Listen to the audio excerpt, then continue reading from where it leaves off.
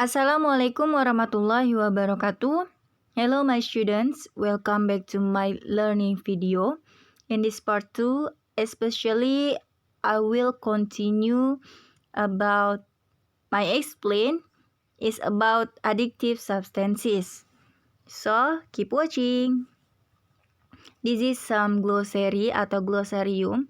Kalian bisa lihat vocabulary bahasa Inggris yang mungkin belum pernah kalian temui. Kita awali pembahasan dengan definition of addictive substances and psychotropic drugs. Apa perbedaan dari keduanya? Oke, kita flashback dari pembahasan sebelumnya mengenai zat aditif atau addictive substances, yaitu zat penambah pada makanan. Sedangkan addictive substances dan juga psychotropic drugs itu berbeda. Apa perbedaannya? Addictive substances atau zat adiktif adalah substance that acts on our nervous system. Ya, reaksi yang terjadi pada sistem saraf kita yang memicu dependence and addiction atau memicu ketergantungan dan juga kecanduan. Sedangkan psychotropic drugs adalah a substance that change brain function, ya, atau zat yang bereaksi pada perubahan fungsi otak and affect the mind, emotion, and behavior, ya, yang berefek pada pola pikir, lalu emosional dan juga perilaku. Nah, keduanya memiliki persamaan. Jadi, addictive substances dan juga psychotropic drugs itu memiliki persamaan, yang mana both of them, ya, persamaannya adalah ketika sudah mengalami kecanduan dan dikonsumsi secara terus-menerus, itu akan mengakibatkan mental health yang terganggu atau kesehatan mental yang terganggu dan juga behavior problem atau masalah pada perilakunya. Ada contoh dari psychotropic drugs atau psikotropik narkoba. Contohnya ada amfetamin, ekstasi, dan juga crystal meth. Yang ketiga dari contoh ini masing-masing terdiri dari jenis yang berbeda. Apa saja jenis dari psychotropic drugs? Jenis yang pertama itu adalah stimulan. Contohnya amfetamin, ekstasi, dan juga kokain. Lalu jenis kedua adalah depresan, yaitu barbiturates, opiates, dan juga marijuana. Lalu ada halusinogen, yaitu LSD, mushroom, dan juga ketamin. Itu adalah contoh-contoh dari jenis-jenis, dari 3 jenis psychotropic drugs.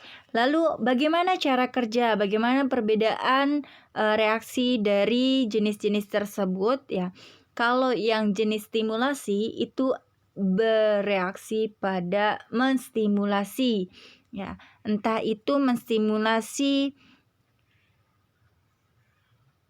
energi, peningkatan energi, atau peningkatan percepatan pernafasan, percepatan degup jantung, dan juga peningkatan suhu tubuh. Ya, itu pada jenis stimulan atau jenis stimulan yang menstimulasi. Sedangkan jenis depresan, ya, itu mengakibatkan depresi, yaitu keterbalikan dari stimulan.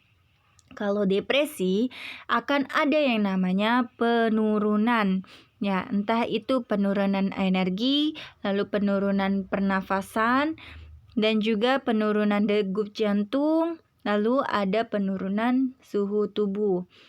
Itu pada depresan atau mengakibatkan depresi. Nah, sedangkan halusinogen berdasarkan dari namanya itu membuat seseorang yang mengkonsumsi jenis halusinogen akan mengakibatkan halusinasi, yaitu merasakan sensasi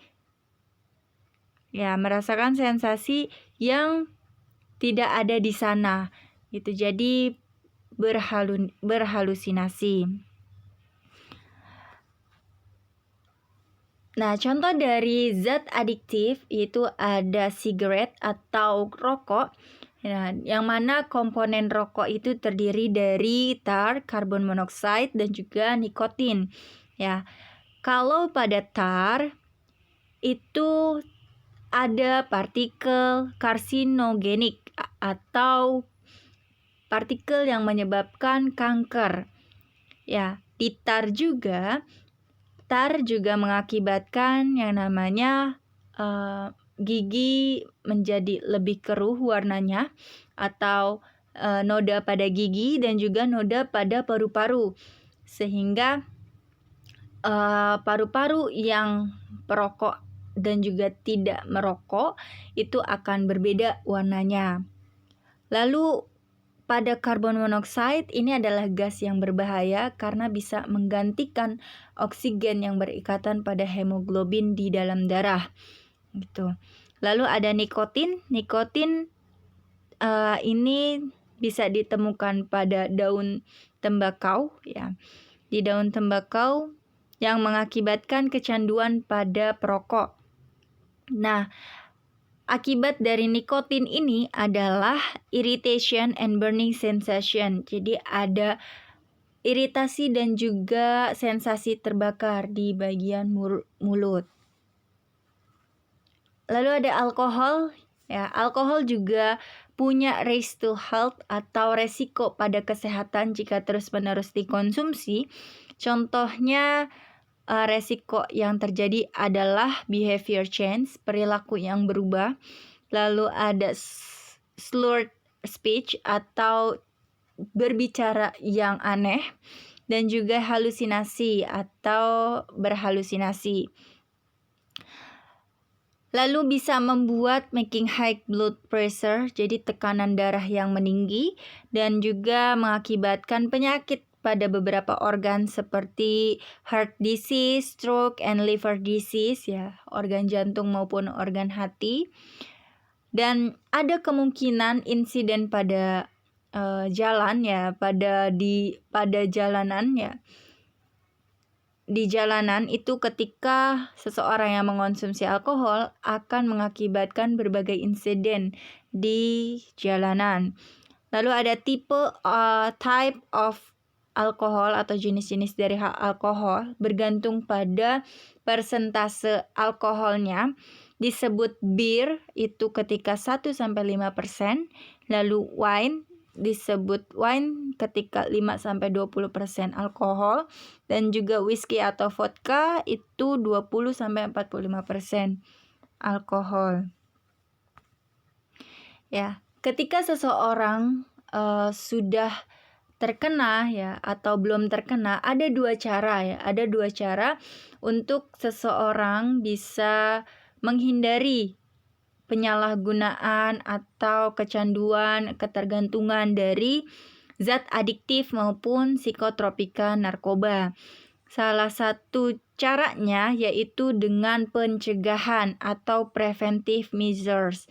Ya, salah satu seperti meningkatkan keyakinan pada Allah, ya. Jadi meningkatkan iman dan takwa kita agar tidak bisa ketergantungan atau kecanduan narkoba. Lalu ada meningkatkan juga keharmonisan dan juga komunikasi yang baik terhadap keluarga maupun lingkungan. Jadi ditingkatkan keharmonisannya. Lalu ada mencari hal-hal positif, ya. Hal-hal yang positif pada sesama. Jadi lingkungan juga punya pengaruh yang begitu signifikan terhadap pencegahan ketergantungan narkoba atau zat adiktif. Nah, cara selanjutnya ketika seseorang sudah terkena, maka dengan kuratif atau penyembuhan. Penyembuhan ini bisa dilakukan 3 cara, yaitu terapi, lalu detoxification, dan rehabilitation. Ya, kalau yang terapi, ya, itu di terapi seorang pecandu. Lalu ada detoxification, ya. Detoxification ini mengeluarkan zat adiktif dari pembuluh darahnya. Yang terakhir ada rehabilitation, ya. Jadi pecandu yang sudah terkena ketergantungan atau kecanduan dari narkoba atau zat adiktif, perlu diproteksi lingkungannya dari pergaulan bebas ya, sehingga bisa lebih sempurna dalam penyembuhannya. Oke, itu saja materi hari ini. That's enough from me. Thank you for your attention. Terima kasih sudah menonton. Sampai jumpa. Wassalamualaikum warahmatullahi wabarakatuh.